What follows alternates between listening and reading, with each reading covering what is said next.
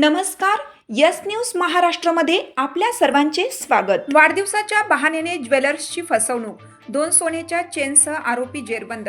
विटा येथील ज्वेलर्स दुकानातून वाढदिवसानिमित्त सोन्याची चेन खरेदी करण्याचा बहाणा करून 2 सोन्याच्या चेन चोरून पसार झालेल्या आरोपीस ईश्वरपूर पोलिसांनी अवघ्या काही तासात अटक केली.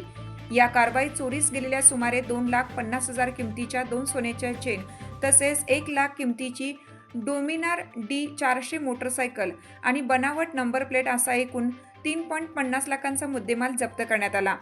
अटक करण्यात आलेल्या संशयित आरोपीचं नाव विनायक प्रकाश पाटील, वय 18, राहणार दत्तवाडा, पोडेसेम पोस्ट, सेंग्युलम, जिल्हा नॉर्थ गोवा, राज्य गोवा असं असून त्याच्यासोबत एका विधी संघर्षग्रस्त बालकाचाही सहभाग असल्याचे पोलीस तपासात निष्पन्न झालं आहे. आरोपीस 24 जून 2026 रोजी रात्री 11:18 अटक करण्यात आली.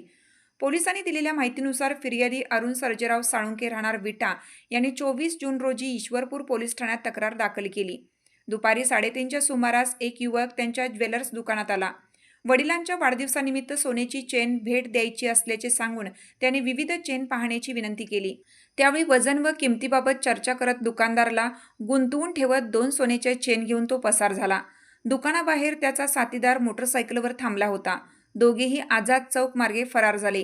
घटनेची माहिती मिळताच पोलीस अधीक्षक तुषार दोशी यांच्या मार्गदर्शनाखाली व पोलीस निरीक्षक संदीप पाटील यांच्या नेतृत्वाखाली गुन्हे प्रकटीकरण पथकाने तातडीने तपास सुरू केला. सीसीटीव्ही फुटेज व तांत्रिक विश्लेषणाच्या आधारे आरोपी हॉस्पिटल परिसरात असल्याची माहिती मिळाली. त्यानुसार पोलिसांनी सापळा रचून संशयितांना ताब्यात घेतलं. अंगझडती दरम्यान चोरीस गेलेल्या सोन्याच्या चेन हस्तगत करण्यात आल्या. तसेच आरोपी वापरत असलेल्या मोटरसायकलवर बनावट नंबर प्लेट लावण्यात आल्याचेही उघड झाले. जप्त केलेला सर्व मुद्देमाल पंचनामा करून ताब्यात घेण्यात आला. प्राथमिक तपासात आरोपी हे सराईत गुन्हेगार असून त्यांच्या विरुद्ध बेळगाव ग्रामीण व बेळगाव शहर पोलीस ठाण्यामध्ये चोरीचे गुन्हे दाखल असल्याची माहिती समोर आली आहे.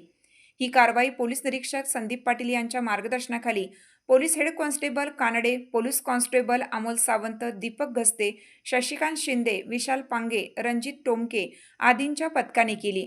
आरोपीला न्यायालयात हजर केला असता न्यायालयाने त्याला 25 जून पासून पोलीस कोठडी रिमांड मंजूर केला असून पुढील तपास पोलीस शिपाई विशाल पांगे करीत आहेत. यस न्यूज महाराष्ट्रासाठी राजेश कांबळे.